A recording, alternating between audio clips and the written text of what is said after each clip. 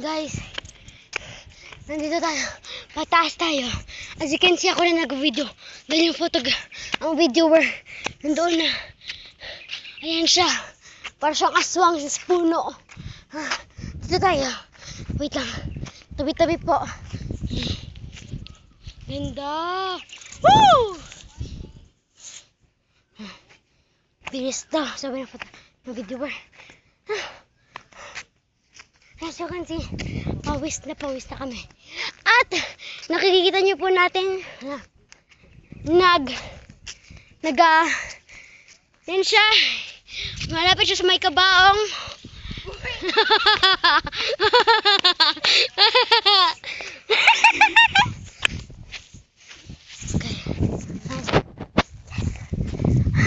We're here.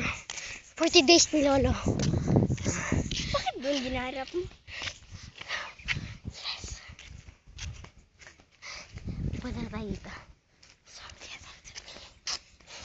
I think guys, ito na ang last part sa video kasi